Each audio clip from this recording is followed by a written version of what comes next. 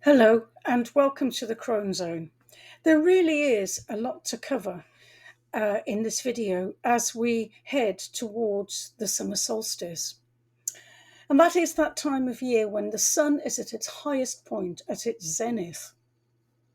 This is a particularly magical time of the year with huge influx of energy into the earth, activating the earth's energy lines, activating us. This points a high peak of solar activity. And we bear in mind that the sun this year has been active in solar flares and solar storms in a way that we haven't seen. I certainly haven't seen in my lifetime, or maybe many lifetimes. It's no surprise that our ancestors and many people in our time now wish to go to stone circles, sacred places on the land where they feel this influx of energy and where the ancient temples have been built from which we can view the solstices, be that summer or winter. We think of Stonehenge and Avebury, which are temples for both, for viewing both. There are other ways this year in which this is an exceptional solstice. It's a type of solstice which will only occur every 19 years.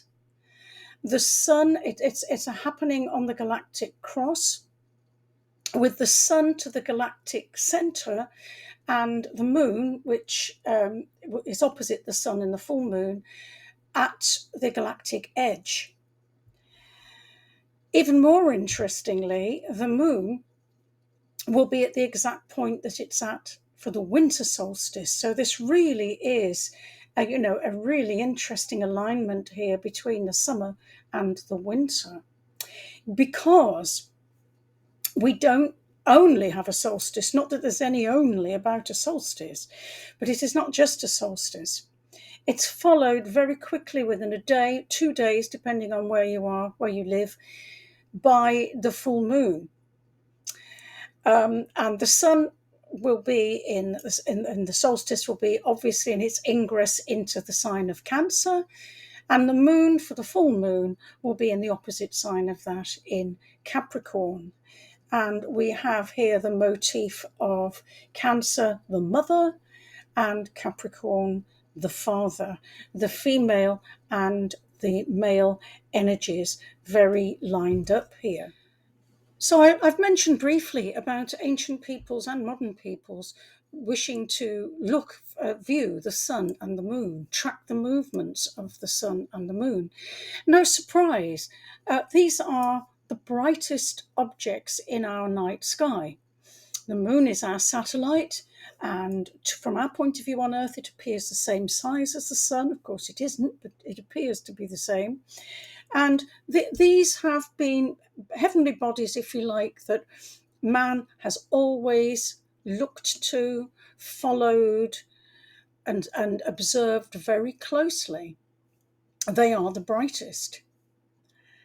And there is one more object that has also always been a focus of interest from time immemorial, and that is the third brightest object in our sky. And this is the planet Venus.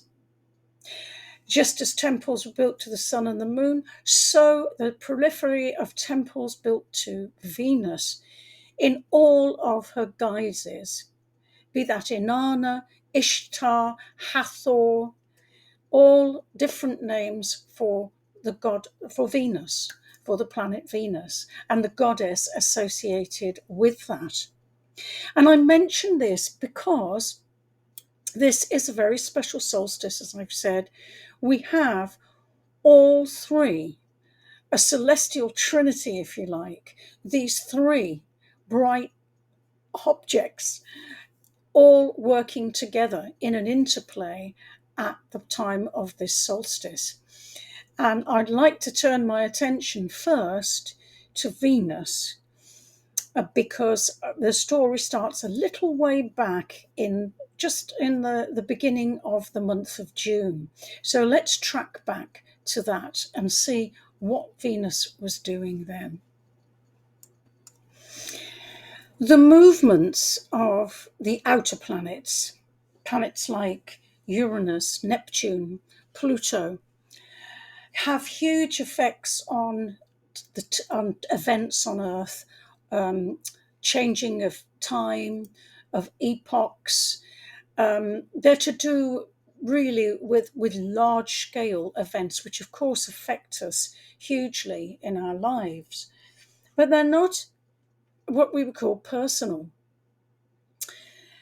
Venus, however, is a very, very much personal planet. It's a planet which we feel very much inside, just as we do the sun and the moon, which obviously are key aspects of our identities. You know, how we relate to those bodies is very much expressed within us. Same with Venus. She's a very personal planet. And that's why I really want to look at what she was doing earlier in the month of June. Venus performs a magical eight star dance, a pentagram. She creates, draws a pentagram in the sky over an 8-year period. This magical dance of Venus. I mean, do look at it. I'm sure you can find an animation online if you look for it. She also is the morning star and the evening star. She can be both. And recently, before the start of June, Venus was the morning star. And this is the point at which she appears to sink. And then eventually, I think she's the morning star for them 150 something days. Then she sinks eventually and goes towards the sun and becomes invisible to us because she's with the sun.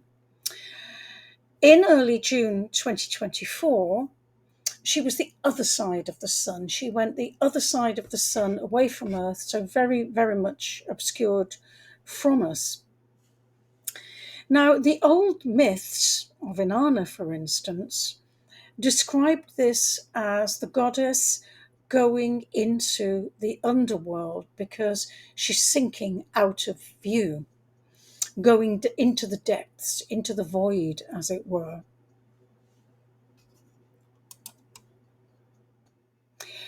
Venus formed an exact conjunction with the sun in Gemini on the 4th of June. And then on the 5th of June, we had the new moon in Gemini. So the new moon, that tuning fork that goes off the start of something. And I'd like to pick up the thread of the Venus story, which began at that new moon and which has continued all the way through the solstice and is coming now to this new full moon just after the solstice, a day or so after the solstice. So that's the journey that I'd like to follow. But what might this mean for us? How might we feel this? My ruling planet, I'm a double Venus. I'm sun and ascendant ruled by Venus. So I really feel the movements of Venus. And we all will, whether we have a very strongly aspected Venus, whether it's the ruler of our chart, we will all feel it because, as I say, it's a personal planet. As well as being about beauty, creativity, love, harmony, and all those things, Venus is also about our values, what we value, and our sense of self-worth from what is of value to us. Now, I mentioned Inanna, the old myth of Inanna going down into the underworld to her sister Ereshkigal.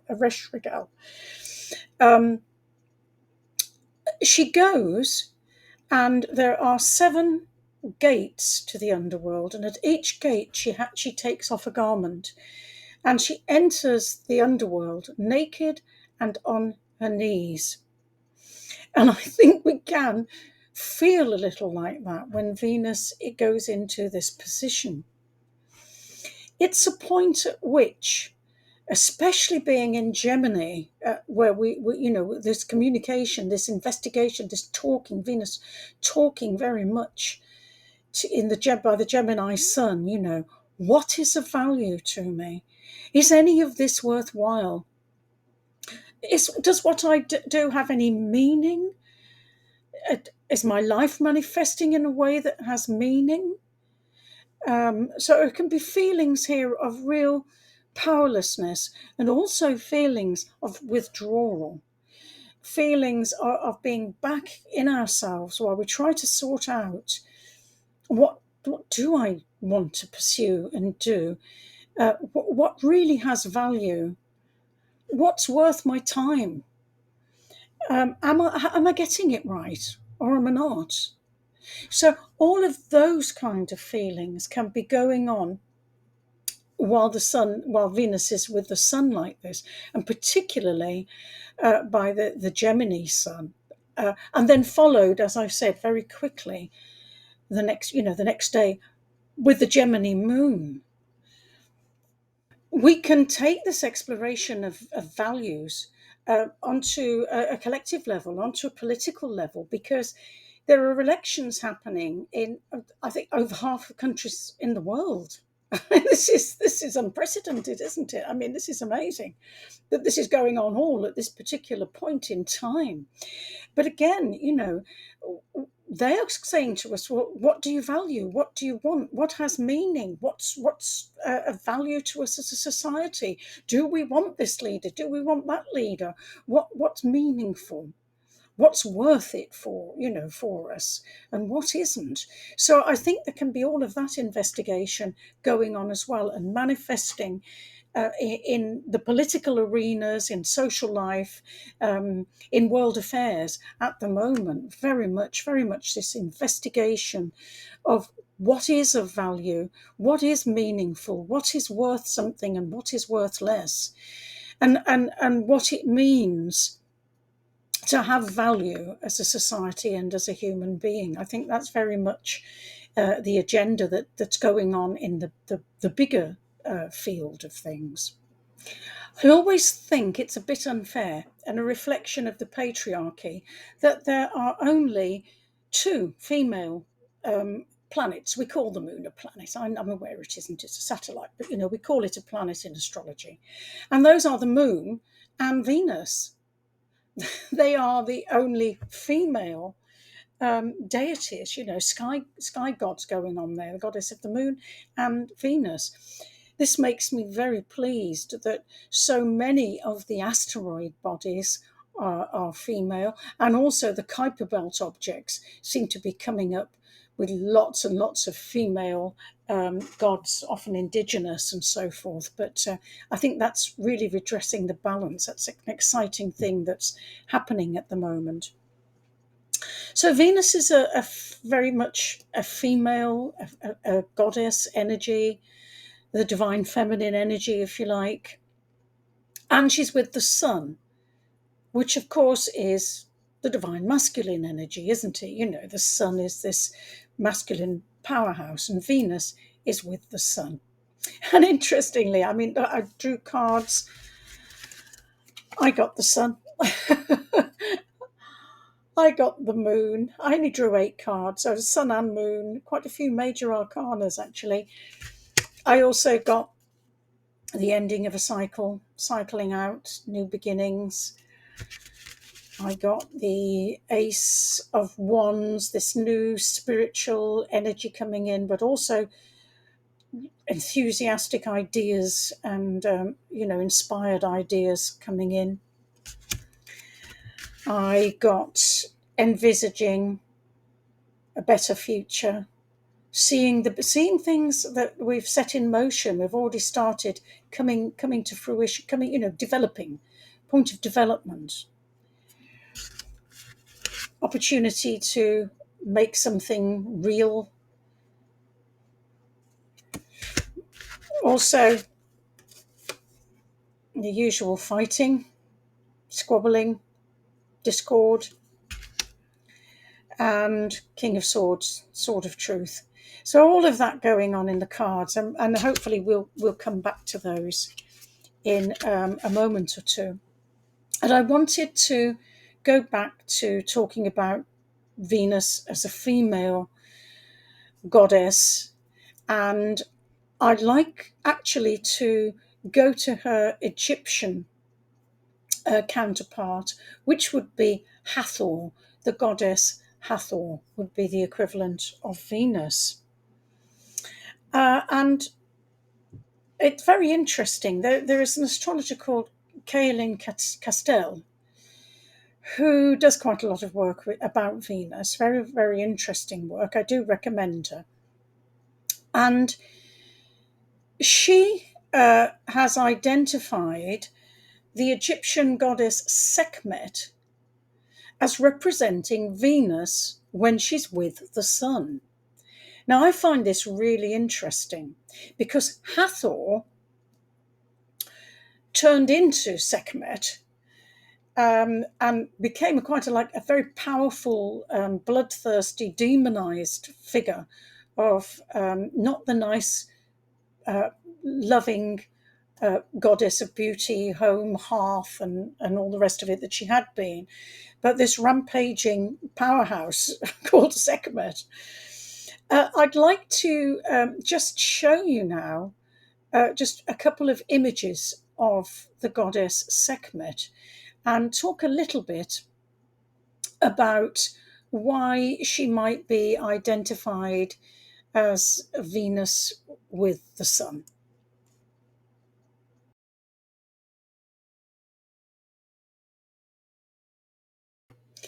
The cow horns of Hathor, which I think associates her very much with Taurus, obviously ruled by Venus, have been replaced for Sekhmet by the round sun disk above her head.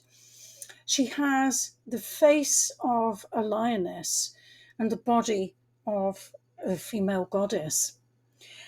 I absolutely fell in love with Sekhmet way before I had any idea what she might mean when on a visit to the British Museum, and there are a group of Sekhmets in black obsidian, and I didn't know why they struck me so incredibly forcefully, but they certainly did. I was mesmerized by them, and also by the beauty of this goddess, this beautiful, powerful lioness-headed woman. It just seemed to me just a terrific object, a terrific idea. I absolutely adored them. But didn't one thing is for sure, and that is that Sekhmet is powerful. You don't mess with Sekhmet. But like a lot of powerful images of the female, Lilith, for instance, she became demonized. So she was seen as, blood drinking demon type figure. However, interestingly, the Egyptians would keep a statue to Sekhmet and invoke Sekhmet for protection and also for healing. So I think that, that power came to be very valued and revered. When the Egyptian goddess Isis was being pursued by Set, who was something of a rapist, she was trying to escape from him, she turned herself into Sekhmet, this fierce figure, because knowing that that fierce beauty would not be something that would be easily conquered. So I think there's an interesting message here for Venus with the sun. Yes, it's a time, particularly in Gemini, of investigation, of values, of stripping away, of getting down to the bones of things, of maybe even feeling a bit washed up and dead, I mean, not feeling so good about things. But I think it's possible that from that can come a much, much stronger rebirthing process. That we will come out the other side of the sun with some of that amazing Sekhmet power and with our solar disk, and that combination of the male. So we see this motif of this melding of the masculine and feminine energies. I was saying back in my video, Sagittarius full moon, how needful that is, how very much that's something that we need in our world. And we see the same signature in the sun in at the solstice in Cancer, followed very quickly afterwards by the full moon in Capricorn. We've said the father and the mother. And I'm thinking, when I think of that solstice sun and the full moon in Capricorn, I'm getting the yin yang symbol, the symbol of the black and the white, and then in the curl of each, there's a dot of black in the white and a dot of white in the black, and the two are mixed together inextricably. And I'm seeing that signature coming into being with the solstice, this glorious sun in its zenith, and then the full moon illuminating everything and bringing to light that story that got started with the new moon. What was initiated with that Gemini new moon, now coming fully into light with. I'm very much in ancient Egypt at the moment. I don't know why, but I am. And I'm thinking how people thousands of years ago that maybe we foolishly think were less developed than us, what a deep understanding they had of this melding of energies.